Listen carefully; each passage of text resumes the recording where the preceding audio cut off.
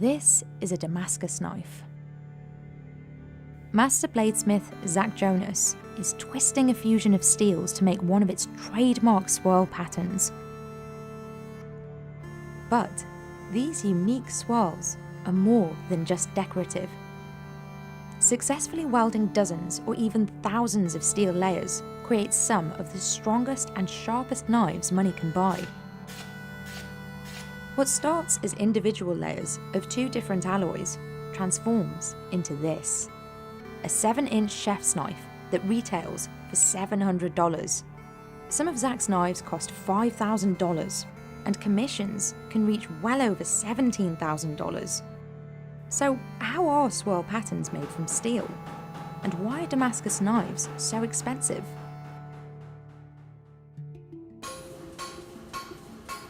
What people tend to notice right away when looking at Damascus is that visual pattern, and it ranges from very, very bold and big layers to very, very fine and shimmery layers. And you're gonna see that pattern jump out at you, and you're gonna see the way the light plays off of it, and it's gonna shimmer and look almost holographic at times. The bladesmithing community refers to this effect as chatoyance, or the shine of a cat's eye. Aside from the striking pattern, quality Damascus knives are known to be hard but flexible, and able to maintain a sharp edge. To make Damascus steel, Zach starts by layering two different kinds of high carbon steel. Managing the layers means more work for the smith. And while high-end mono steel knives may perform similarly, Damascus knives are coveted for their striking appearance and the craftsmanship required to achieve it. After tacking the layers together, Zach puts the stack in the forge and heats it to about 2,300 degrees Fahrenheit. He needs an experienced eye to judge when the steel is ready, because it's at risk of breaking off the handle while the layers are not yet forge welded together. Zach needs to consider the kind of pattern he wants to make before he can begin forging. A bold pattern means fewer layers, and a more intricate pattern can require several thousand.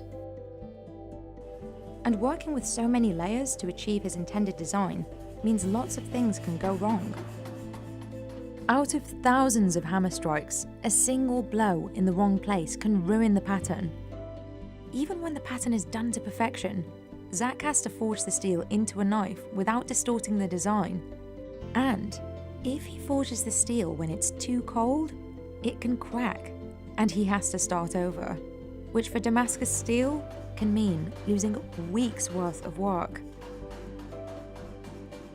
Once he forge welds the steel into a long bar, Zach can begin folding over the layers. The layer count has the most effect on the price. The more layers, the more folding and work for Zach, which means a higher price point.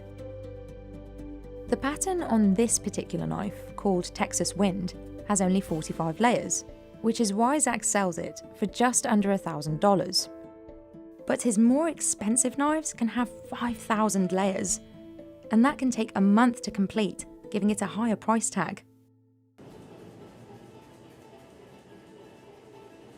So you can see I'm twisting the steel with this wrench. It's got to be real hot.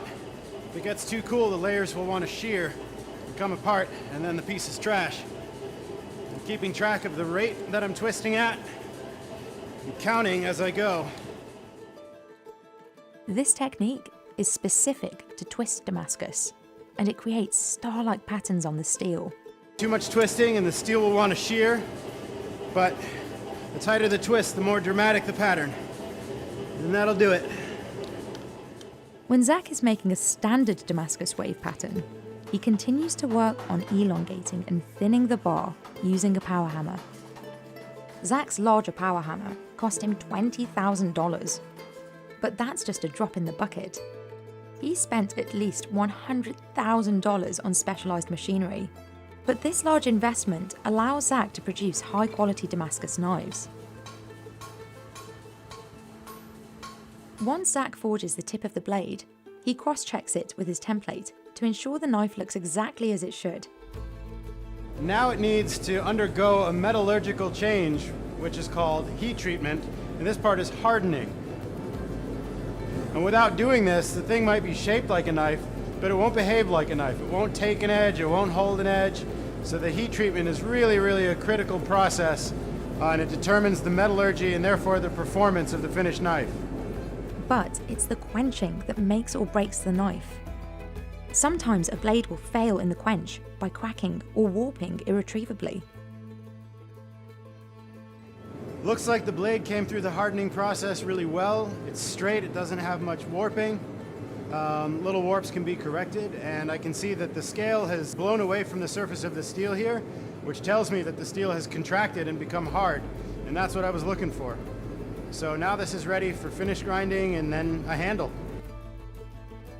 The grinding operation is one of the areas where the skill is kind of most important and most obvious, and this is one of the things that really drives the cost. A single slip can ruin the piece in an instant. The handle is also an important factor when pricing the final product. Some materials, like local maple, are more affordable for Zach, but this Arizona ironwood costs him 10 times as much.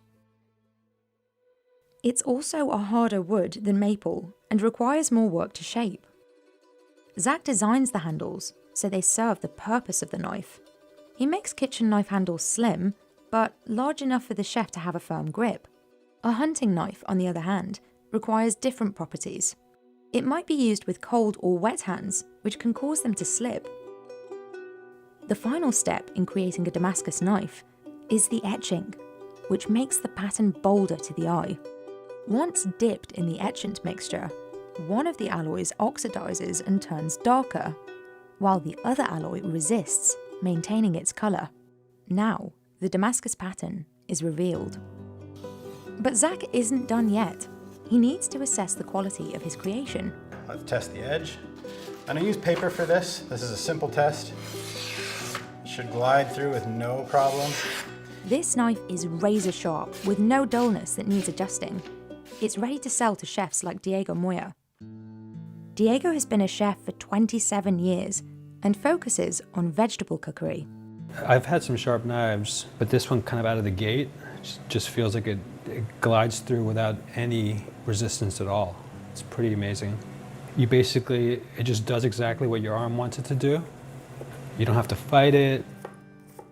He's using a 10-inch chef's knife made by Zach, which costs $1,200. I think the experience is one of effortlessness. I think you just forget that you're using a knife.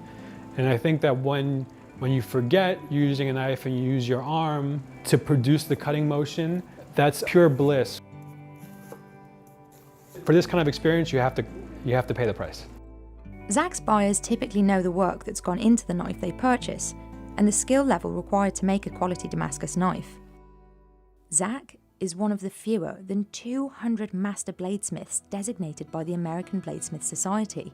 To earn the title, they must successfully produce a Damascus blade with a minimum of 300 layers. The blade must be strong, tough, sharp, and balanced. In Zach's case, he had to take the test twice before getting the Mastersmith title. The knife performance test includes cutting through a 2x4 and even shaving hair off his arm. But it was the presentation test that set Zach back because of a 10-degree misalignment in the handle. Since becoming a mastersmith, Zach has continued to evolve his skills in Damascus making. One of his current projects might sell for over $100,000 if it's officially commissioned. So this is a project that I've been working on designing for quite a while. This is a very elaborate Middle Eastern sword, a type of scimitar. This is a rough ground blade that I forged out of 1,500 layer Damascus. The demand for Damascus knives has created a market for fake Damascus, where manufacturers imprint the swirl patterns on the knife and sell it at a more affordable price. You can get a Damascus knife for 30 bucks, but it will not cut anything for you. There's definitely a growing demand for Damascus steel. When I started out knife making, it was not super well known, and I've really seen it myself in the last 15 years or so as the cultural awareness has come up and people really understand what they're looking at.